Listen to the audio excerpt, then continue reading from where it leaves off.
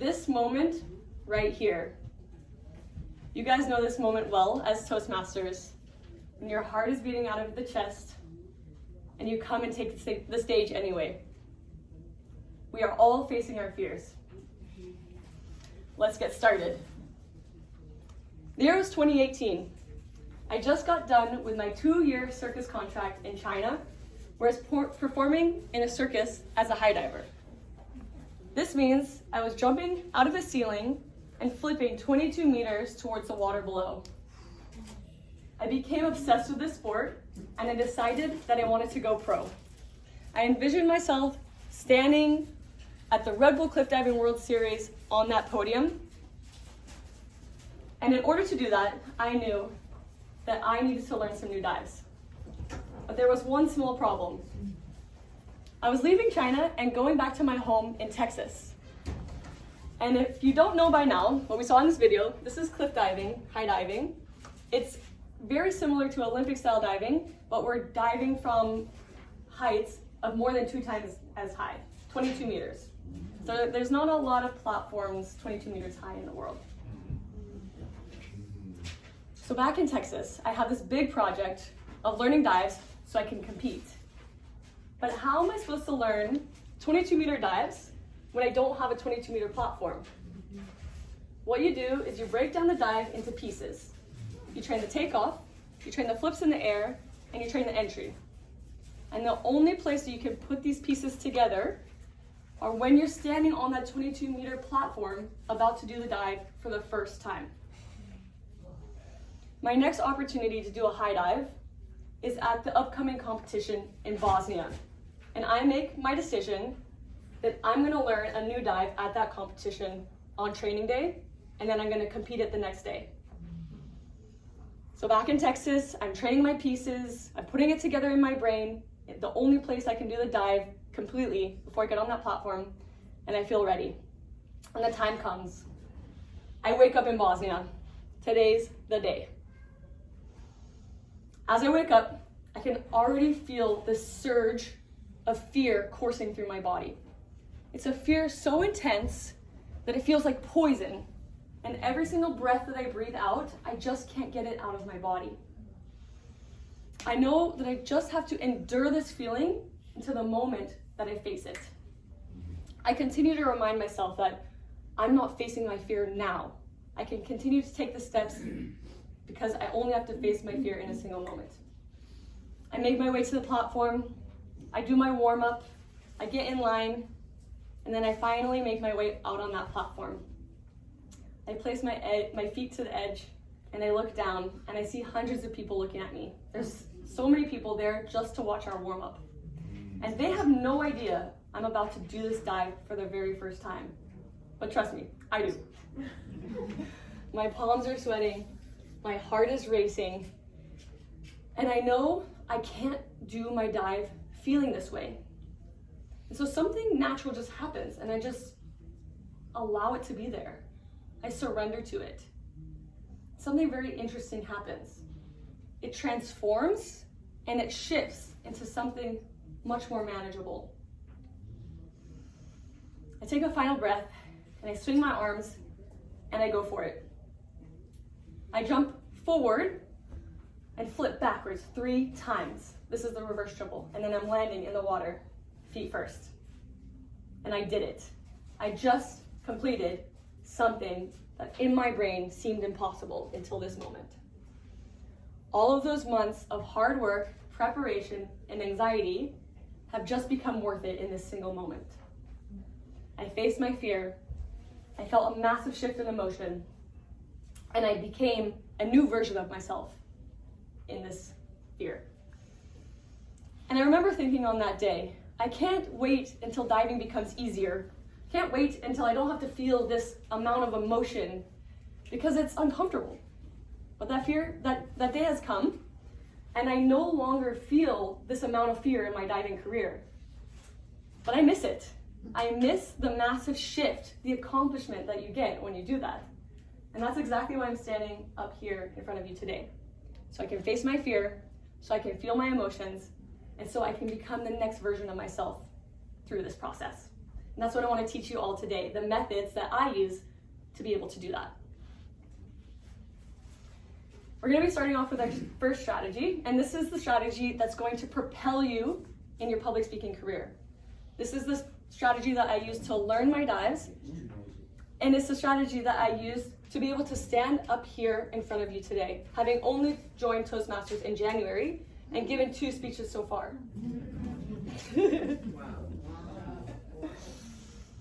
What I like to call, this strategy works particularly well for high diving and public speaking, because in my brain, they're the same thing. We're on a journey of preparation and build up to a single moment where you take the stage, all eyes are on you, and you have pressure to give a good performance because the stakes are high. This is the strategy that I like to call chasing your fear. If you have a desire and the fear comes up, you go towards it. And the way that you do that is by committing to taking the steps to achieve your goal, but you take that goal off the table. You take the pressure off the table. What I mean by this, I'm going to give you an example. I had a dream dive that I wanted to do. It's called a quad half, and it's 4 somersaults. No women were doing 4 somersaults at this time. And I was going back and forth in my head if I wanted to do it or not. And I was stuck in indecision and I wasn't taking action. And what I decided to do was commit to the process of taking the steps, but I never had to do that dive if I didn't want to. If I wanted to, I would be ready. If I didn't want to, that would be okay as well. And fear would arise on my journey because I'd think about that dive. What if I want to do it? What if I don't want to do it? And I just remind myself, I don't have to face this fear now. I don't have to face this fear ever if I don't want to. I just have to put one foot in front of the other, and then I get to decide. Is there something that you want to do in your public speaking career that the fear is just too big that you're not taking steps now? Another way I want to ask this question is, if you didn't feel fear, if you felt completely confident and competent, what would you do? Take some time to think about this and write it down on your worksheet now. Maybe this is something that you haven't spent a lot of time thinking about, and feel free to dream big here. As people are writing down, does anybody have any goals come to mind just off the top of their head that they'd be interested in sharing? Well, I'd like to give a speech, maybe not every week, but every 2 weeks consistently. And I've always, do you want me to continue on what my fears on that? Yeah. My fears on that is I'm always, well, I'm a perfectionist, so I'm always concerned about finding the right topic and getting the perfect speech together and the time element in there. And so it just never seems to happen. Cool. We'll work on some thought processing in the second half of the presentation, so hopefully that will help you in this. Does anybody else have a goal that they'd like to share? Yes, go back. Yeah, well, it's not related to Toastmasters or public speaking, but I don't know, I was thinking of like starting up a TikTok or Instagram handle where I just interview people on the streets about various topics or whatnot, because I mean that's kind of common now that you see on social media, just people interviewing random people on the streets, and they ask them about about their faith, their family life, favorite hobbies, etc. So to me, I guess my biggest fear is just taking that initial step, because I don't know how it's going to end up, and it can be pretty intimidating just asking a bunch of random people and just going up to them. Cool. Sounds really interesting. And one more? We'll take one more share. Yes? I would like to give speech once a week. However, yeah, I have similar of what he said. But however, my fear is that because I find I need like 1 week completely to prepare the speech. So in that 1 week, I could not focus on anything else besides the speech. So that take up a lot of my brain energy and energy of doing anything else. So finally, I find myself, okay, I can do the speech, but the other area of my life kind of dragged down. So I am fearful of not having enough time for my children and for my work and for even the housework. I have to be responsible. So this is kind of something that I am struggling with. Okay. Thank you for your share. Okay, now that we have our goals written down, the next step is to write down the 3 first steps you would take to achieve that goal. For example, I want to take more on-the-spot roles in my club, like General Evaluator or Toastmaster. And the first 3 steps I would take to achieve this goal is to study this role online, to study this role in person, and then to sign up for the role. So take a moment now and write down your first 3 steps that you would take to achieve your goal.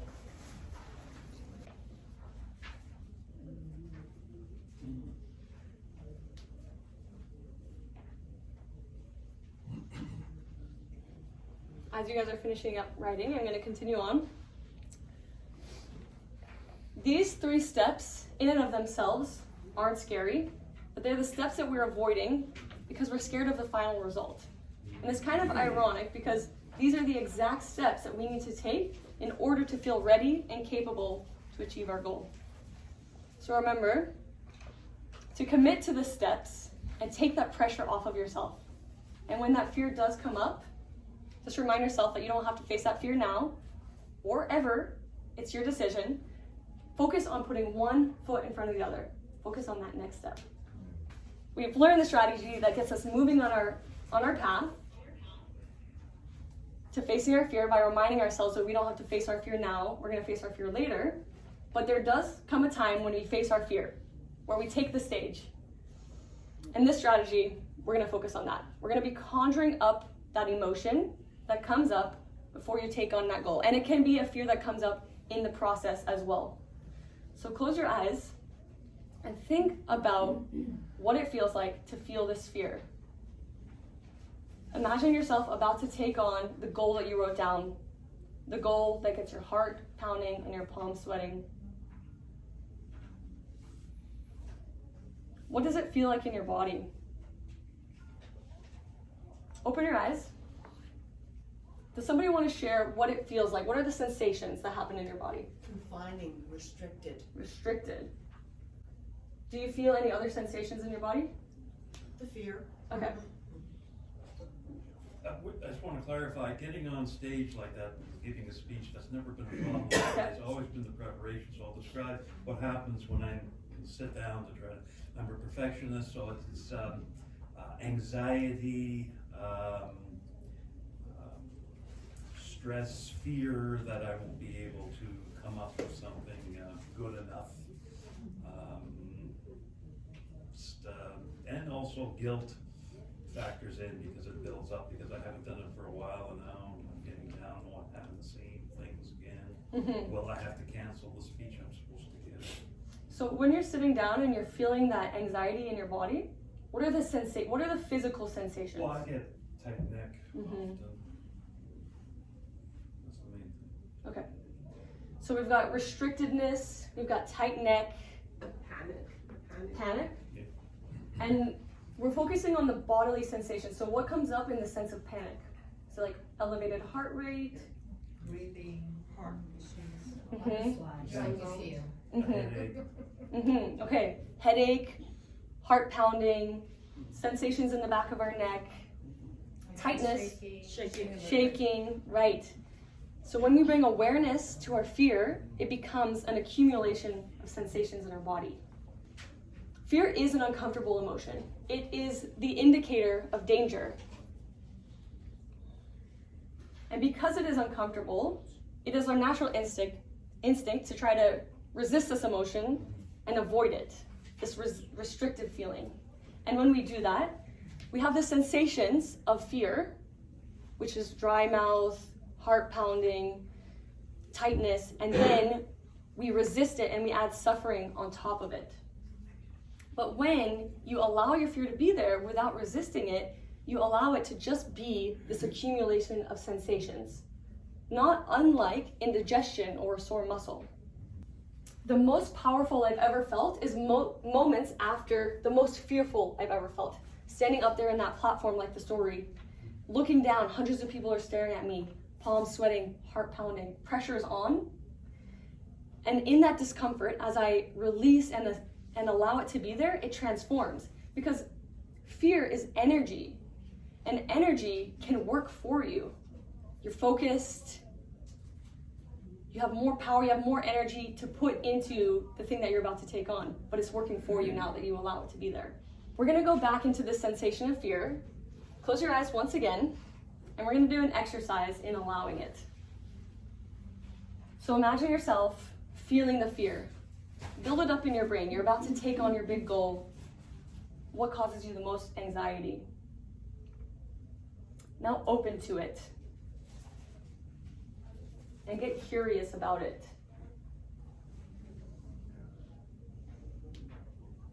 What does it look like?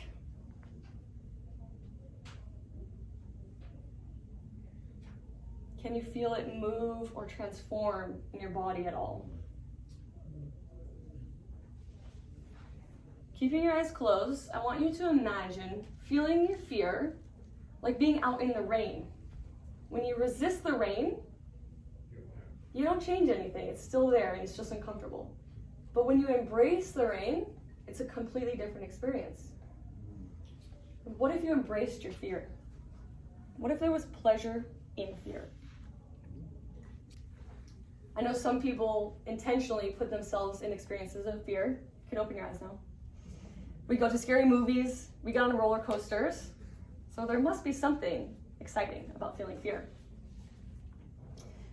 This exercise is something that you can do the moment before you take on this big feat, like coming on stage.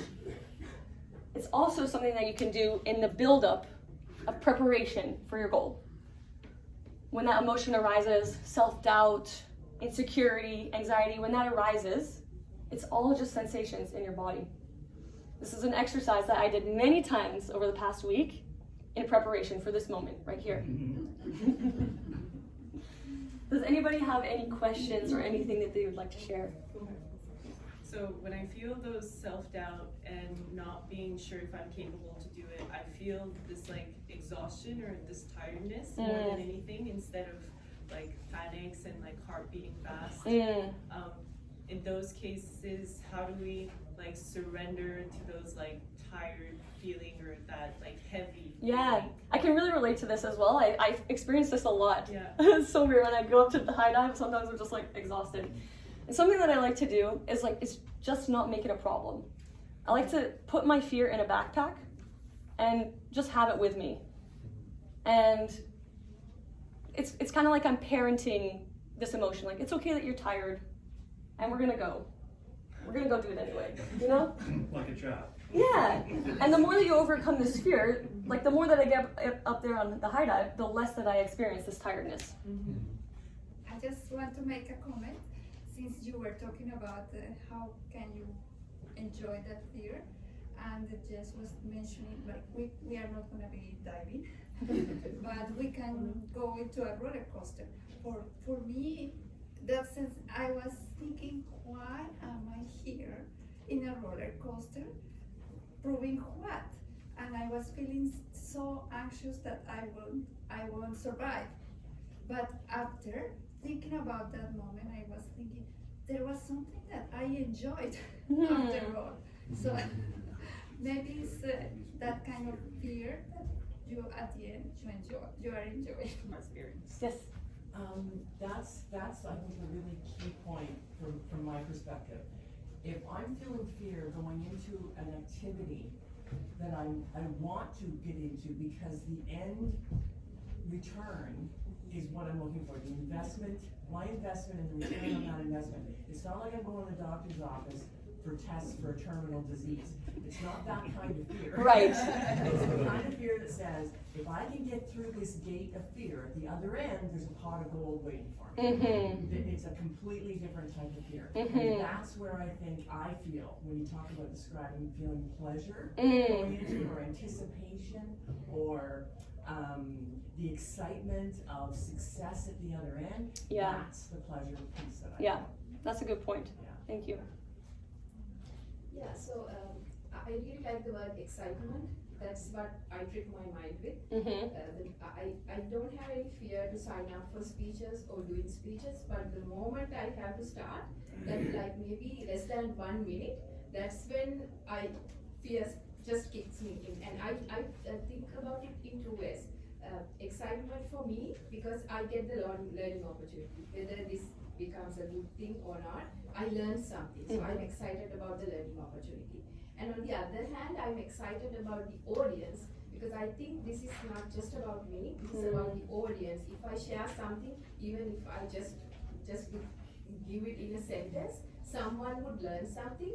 That's something I'm excited for. So I do it in two different ways just to trick my mind. I like that. Amazing. Okay, we're going to be moving on to the next strategy now. With the past two strategies, you have learned to chase your fear and overcome your fear like a high diver. In this third strategy, I'm going to teach you something that I learned in my life coaching certification that has really helped myself and my clients achieve amazing results. It's a tool that I like to call the key to the universe, because it really does help you take responsibility in any situation and create the results that you want. Imagine two people in the speaking competition. They just watched their main competition crush it on the stage with amazing stage presence, vocal variety, humor, confidence. These two contestants, contestant A watches that performance and feels cocky, he feels confident. He takes the stage and he crushes it. And then contestant B watches that performance and he feels worried. He shows up timidly. These two contestants have the same circumstance, but they create two completely different results for themselves. And the reason that is because of their thinking. The way we think about things create our results. And we can choose our thoughts no matter what our circumstance. Okay, here we have the tool. The key to the universe is actually called the model. I hope you all can see it. The model is made up of 5 categories, and everything in the world can fit into these 5 categories. So it makes it really simple. If you're struggling with something, you can put it in the model and then figure out what you need to think in order to create the results that you want. Starting off with the first category. This is also in your papers, so you can have a look there if you want to see it more clearly. Starting off with the circumstance. Circumstances are the facts of our life. These are neutral and they're outside of our control. For example, I asked Google how far Montreal is from Montebello, and Google says Montreal is 142 kilometers from Montebello. So that's a circumstance. Next, we have our thoughts. Thoughts are sentences in our brain, and these are the story that we tell ourselves about circumstances. Thoughts are inside of our control. And an example of a thought is Montreal is far from Montebello. And somebody else has a different thought. Montreal is close to Montebello. Next, we have our feelings, which is a one-word description of the emotion happening in our body. Sad, mad, excited, scared. And our feelings are driven from our thoughts. Our thoughts create our feelings. Next, we have our actions. Our actions are what we do or we don't do. And our actions are driven by our feelings. And finally, we have our results. Our results are the outcome of our actions. We get to choose our thoughts, no matter what our circumstance, and our thoughts create our result. So the circumstance I'm going to give you now is you receive an email saying you are needed to host a 1-hour seminar for 30 people. How do you guys feel? Raise your hand and tell me. Excited. Excited. Apprehensive. Apprehensive. Unprepared. I can also have mixed emotions or excited, but what am I going to talk about? Yeah? We can have multiple models on one circumstance. So who wants to participate with me and fill out this model? Okay, we got excited here.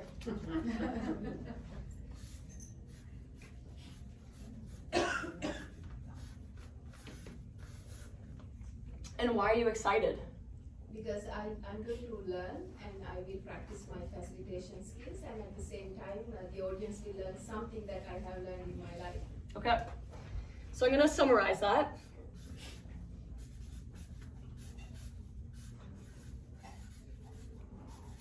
I will learn.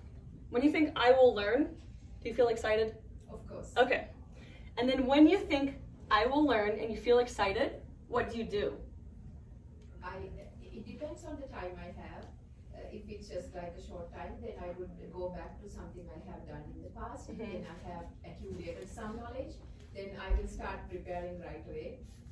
I get excited of the thought that I could learn something in my research and my preparation of materials. So I would do everything I could within the short time period I have.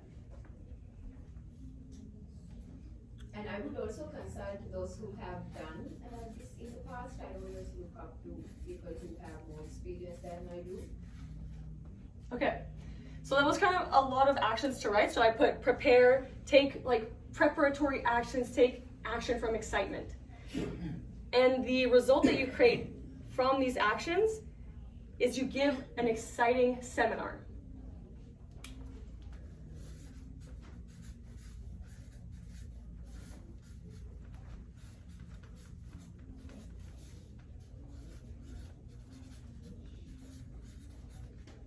Amazing. And also through the preparation period, I envision delivering a successful seminar. So that excites me. That's kind of like adding energy into me, and the moment I do it all the time. Cool. Visualize? Yeah. Cool. So here you have your circumstance. You receive an email saying you're needed to host a 1-hour seminar for 30 people. You think, I will learn. Because you think I will learn, you feel excited. Because you feel excited, you take action in preparing, you visualize, and you create the result for yourself where you give an exciting seminar. Let's do another model.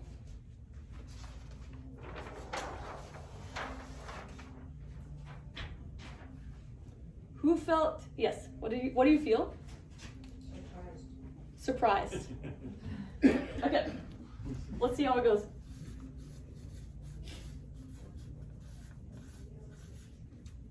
And why are you surprised?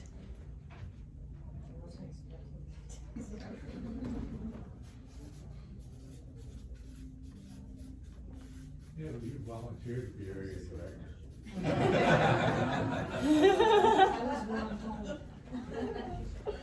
We'll put an exclamation point because you're surprised. And then what do you do when you feel surprised because you're thinking, I wasn't expecting this? What are the actions that you take when you feel surprised because you're thinking, I wasn't expecting this? I'm thinking about all strategies in my head to take actions. Also lean back and say no. Strategizing. Anything else? Strategizing, reaching out people to Is there any other actions that you take out of the feeling of surprise? Like imagine yourself sitting there, you got the email, you feel surprised. What other actions that do you take? Can I give something? I think you'd ask for clarification. Yeah.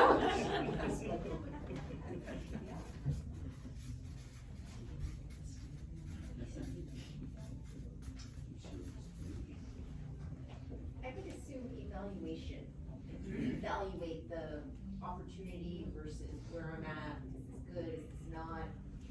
Calling on your mentors to guide you through it. So evaluating it. Evaluate opportunity. I like it. What? That's exactly what I was like. Red lines think alike. Okay, so let's see what these actions create. Strategizing, reaching out to people, asking for clarification, evaluating the opportunity. Yeah, from the feeling of surprise and taking these actions, it's like you create a space for yourself that you don't know if you're going to do it or not. This model, I think it's creating like a place where you're in between two decisions. Bifurcation. Yeah.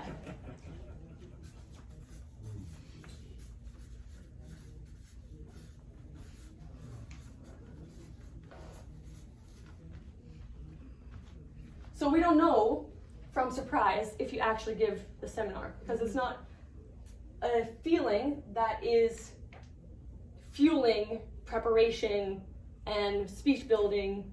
But we also maybe want to look at are we happily surprised? I think the way we receive this is this negative or positive. This is how we want to define the emotion, really, I think. Yeah. If we're happily surprised, well, it's not a big deal. But if we're negatively surprised, maybe we are scared, there are a lot of emotions there that are hidden. That's a good point. Surprised. And I just want to add that it's okay to say no. Yeah. You can't say no to this. Yes. Or to say, well, maybe next year. Completely. Completely. So with this exercise, I just wanted to show you that we have the same circumstance in both situations, two different thoughts, and because we have two different thoughts, we create two different results. Not saying one is better, not saying you should do one or the other, just pointing out here that we get to pick our thoughts, and our thoughts create our result. So take a moment to look at the goal that you wrote down, and then come up with some of the thoughts that you would think in the preparation of this goal, along your journey. What are the thoughts that would come up? I'm going to give you some examples. I'm really good at this. I can't wait to do it. Or this is going to be really hard. People might judge me. So these thoughts can be positive, they can be negative. Whatever comes up, just allow it to come up and then note them down. Now that you have your thought, fill out the model on your paperwork, just like we did here, to see how your thought is creating your result. I know that you wrote a few down, so pick one of the thoughts, and then see how the thought is creating your result. And the way that you do that is you put the thought in the T line, thought line, and then you ask yourself these questions. How do I feel when I think this thought? What do I do when I feel this feeling? What results do I create when I take these actions? And what goes in the circumstance line is preparing for said goal.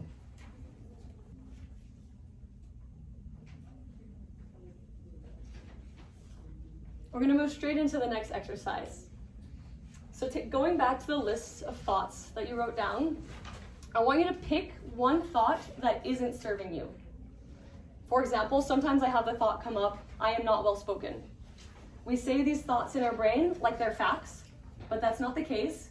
Some of you, let's say not some of you, some people in the world might agree with the statement, and some other people in the world will disagree with the statement. Whatever we choose to think, our brain will find evidence for.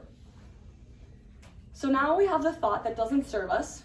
I want you to switch it. I want you to create the opposite of it. So my new thought is, I am well spoken. And for the next few moments, I want you to brainstorm why this new thought is true. So just to repeat that, you have your limiting belief, the thought that isn't serving you. You're going to change it so it's the opposite of that thought. And then you're going to find evidence for why this new thought is true.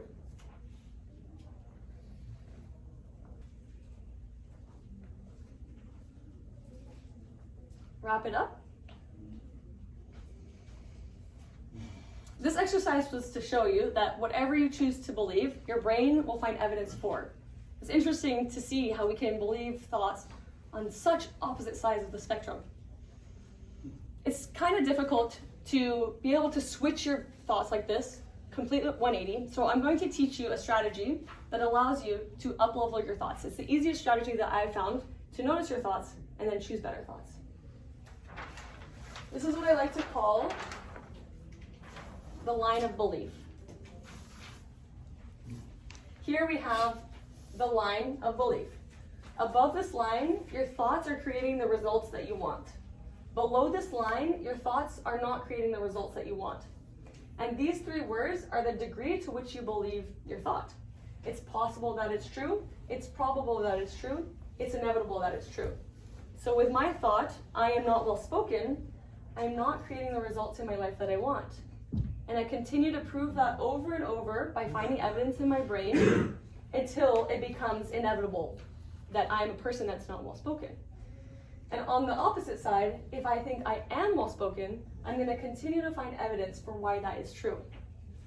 So all you have to do here is notice the thoughts that you're thinking that aren't serving you, and then pop yourself up above this line by thinking it's possible. So like I said, my thought, I'm not well spoken. When I notice myself thinking a thought like that, I catch myself, I don't make it a problem that I did that, and I just tell myself it's possible that I'm well spoken. And this feels like a small shift, but actually it's a complete 180 because you're looking in the totally opposite direction to the line of belief, in the direction that's going to create the results that you want.